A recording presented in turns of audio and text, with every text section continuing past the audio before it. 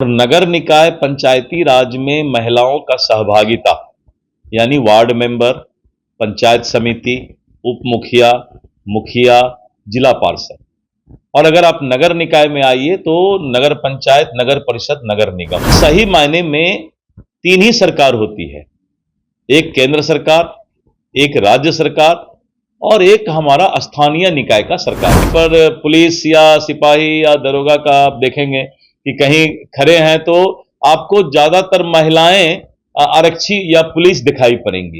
ये भी नीतीश कुमार जी की बहुत बड़ी क्रांति। जीविका का भी मॉडल नीतीश कुमार जी ने ही सबसे पहले लाया और नीतीश कुमार जी के इस जीविका के मॉडल को केंद्र ने फिर आजीविका में जो है अपनाने का पूरे देश में काम। नीतीश कुमार ने के नेतृत्व में जो महिलाओं के लिए एनडीए सरकार ने काम किया है, संजोग से यह सब फैसला उस समय हुआ जब एनडीए में हम लोग जब साथ में थे। बिहार भाजपा के प्रदेश अध्यक्ष दिलीप जायसवाल का बयान सामने आया है। नीतीश कुमार को बिहार में महिला सम्मान यात्रा पर जाने पर कहा है कि नीतीश कुमार के नेतृत्व में 2005 से ही महिलाओं को नगर निकाय और पंचायती राज में सबसे पहले आरक्षण देने का काम किया है। नगर निकाय पंचायती राज में महिलाओं का सहभागिता वार्ड मेंबर, पंचायत समिति, उप मुखिया, मुखिया, जिला परिषद, सही मायने में तीन ही सरकार होती है। केंद्र, राज्य और स्थानीय निकाय का सरकार होता है, जिससे पूरा सिस्टम जनप्रतिनिधियों का चलता है। ये बहुत बड़ा ऐतिहासिक फैसला था जब उन्होंने महिलाओं को स्थानीय निकाय चुनाव में आरक्षण देने का काम किया। पुलिस, सिपाही, दारोगा में ज्यादातर महिला पुलिस ही दिखाई देती है। यह नीतीश कुमार की बहुत बड़ी क्रांति है। जीविका का मॉडल नीतीश कुमार ने सबसे पहले लाया। नीतीश कुमार के मॉडल को केंद्र ने पूरे देश में आजीविका को अपनाने का काम किया है। स्कूल की लड़कियों को लेकर भी मुख्यमंत्री ने बहुत कुछ किया है। ऐसे में क्या कुछ कह रहे हैं दिलीप जायसवाल, वो जरा सुने आप लोग। माननीय नीतीश कुमार जी के नेतृत्व में आप शुरू से देखिए, जब से 2005 से ही आप अगर देखिए तो जो महिलाओं को नगर निकाय और पंचायती राज में सबसे पहले इन्होंने आरक्षण देने का काम किया और नगर निकाय पंचायती राज में महिलाओं का सहभागिता यानी वार्ड मेंबर, पंचायत समिति, उप मुखिया, मुखिया, जिला पार्षद और अगर आप नगर निकाय में आइए तो नगर पंचायत, नगर परिषद, नगर निगम। और सही मायने में तीन ही सरकार होती है, एक केंद्र सरकार, एक राज्य सरकार और एक हमारा स्थानीय निकाय का सरकार होता है, जिससे पूरा सिस्टम जनप्रतिनिधियों का चलता है। और ये बहुत बड़ा ऐतिहासिक फैसला था जब उन्होंने स्थानीय निकाय में महिलाओं को आरक्षण देने का काम किया था। और उसके बाद की अगर परिस्थिति आप देखें तो जिस तरह से आज अगर आप कहीं पर पुलिस या सिपाही या दरोगा का आप देखेंगे कि कहीं खड़े हैं तो आपको ज्यादातर महिलाएं आरक्षी या पुलिस दिखाई पड़ेंगी। ये भी नीतीश कुमार जी की बहुत बड़ी क्रांति थी।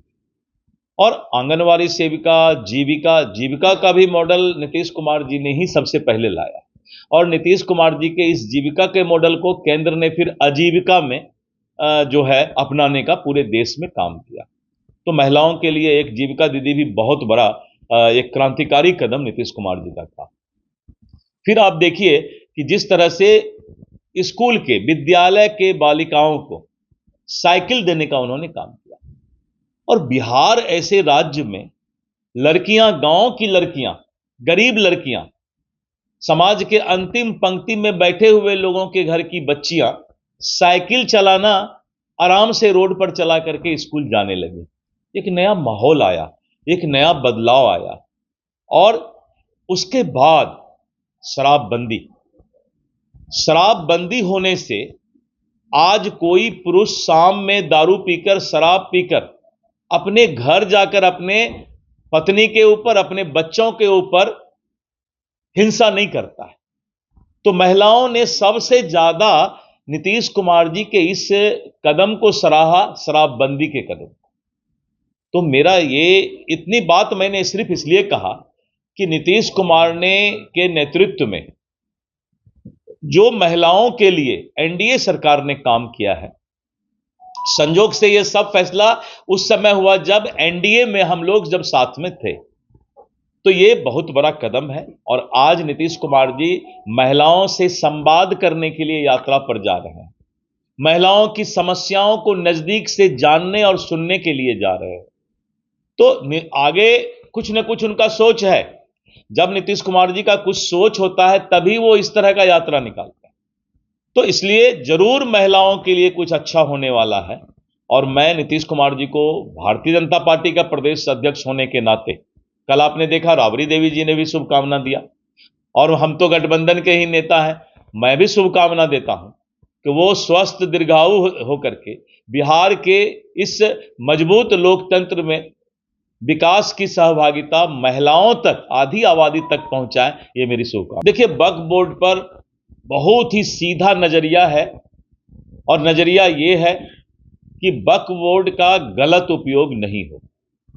जो कानून भी संशोधन की भी बात हो रही है, तो इतना ही है कि वक्फ बोर्ड का कोई व्यक्तिगत गलत उपयोग नहीं करे, तो ये तो अच्छी बात है।